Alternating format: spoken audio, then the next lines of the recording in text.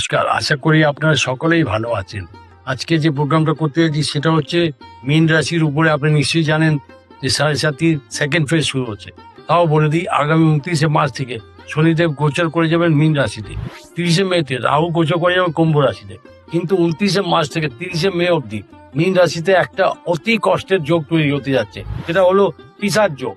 পিশাচ যোগ এমন কি কি বলবো যে 29শে মে থেকে মীন রাশিতে শনি 7.5 সেকেন্ড ফেজ শুরু হতে চলেছে। তার সাথে সাথে আমি এটাও বলে দিই যে আপনাদের কুম্ভ রাশির থার্ড ফেজ, কুম্ভ রাশির লাস্ট ফেজ, এটা 7.5 শুরু হচ্ছে। আর মকর রাশি তো পুরোপুরি একদম নিশ্চিন্ত হয়ে যান, আপনাদের 7.5 পুরোপুরি শেষ। তার সাথে আরেকটা রাশিতে 7.5 লাগতে যাচ্ছে, সেটা হচ্ছে মেষ রাশি।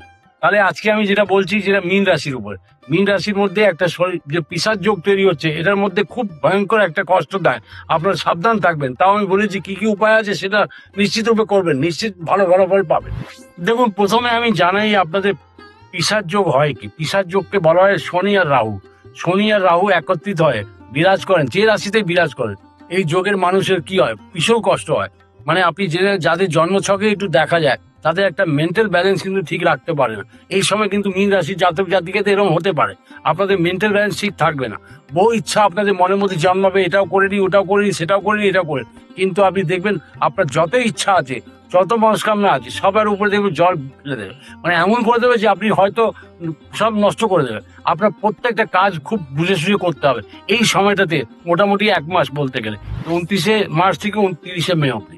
এই সময়টা আপনার খুব সাবধান থাকবেন। আর বিশেষ করে আমি বলে দিই, আপনাদের এমন কিছু হতে পারে যে আপনার কোনো ইচ্ছাটা পূর্ণ করার জন্য আপনি কোনো ফেঁসে যেতে পারেন। তার সাথে সাথে আপনাকে এটাও খেয়াল রাখতে হবে আপনার শরীরের উপরে, কারণ শরীরটাই হচ্ছে আসল।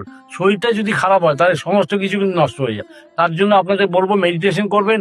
আর কি কি উপায় করতে হবে সেটা আমি জানাচ্ছি, সেগুলো জেনে আপনি নিশ্চিন্তের উপর থাকতে পারেন যে আপনার কোনো অসুবিধা পড়বে না। মীন রাশির জাতক জাতিকাদের এই একই মাস 29শে মার্চ থেকে 30শে মে অব্দি খুব ধৈর্য রাখা উচিত। ধৈর্য এত সুন্দরভাবে রাখতে হবে যেটা কারোর সাথে কোনো উল্টোপাল্টা কথা বলবেন না, নালে আপনার ইমেজটা পুরো নষ্ট হয়ে যাবে। আপনি বদনাম অব্দি হতে পারে। আরেকটা কথা বলে দিই, যেটা হচ্ছে কি, আপনার যে গুরুজন বড়জন যারা আছে তাদেরকে গুরুত্ব দেবেন, তাদের কথা শুনবেন। তাদের কথা শুনলে আপনার খুব ভালো দিনগুলো কাটবে।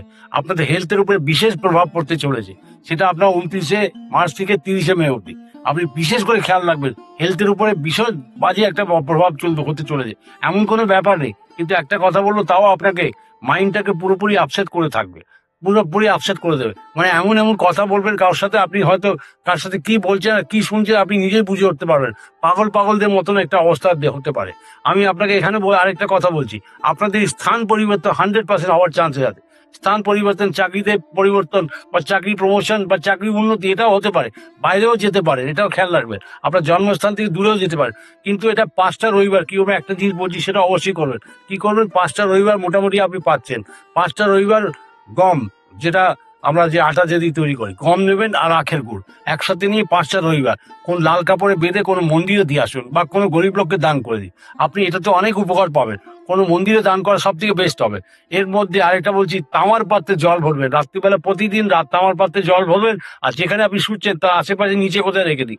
সকালে উঠে ওটাকে কোনো গাছের উপর দিয়ে দিন, তুলসী গাছ বাদ দিয়ে।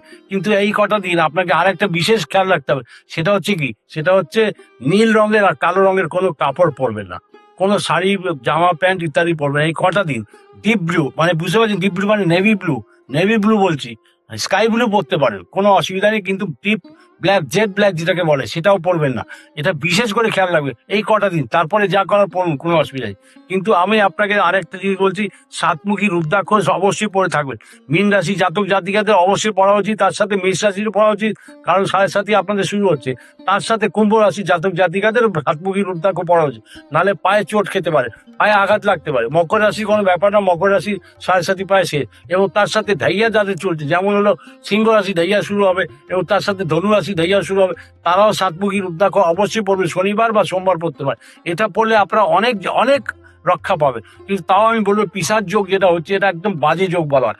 যাদের জন্মছকে দেখে নিন, যদি শনি আর রাহু একসাথে একত্র হয়ে আপনার যদি বসে আছে, তাহলে মেন্টাল ব্যালেন্স আপনাদের ঠিক থাকে না। এটার জন্য পরে একটা প্রোগ্রাম করবো। কিন্তু তার মধ্যে আমি জানিয়ে দিচ্ছি, আপনারা এই সময় মীন রাশি জাতক জাতিকাদের বিশেষ করে নিজের খেয়াল রাখবেন। আপনারা ভালো থাকুন, সুস্থ থাকুন, আনন্দ থাকুন। নমস্কার, আবার দেখা হবে।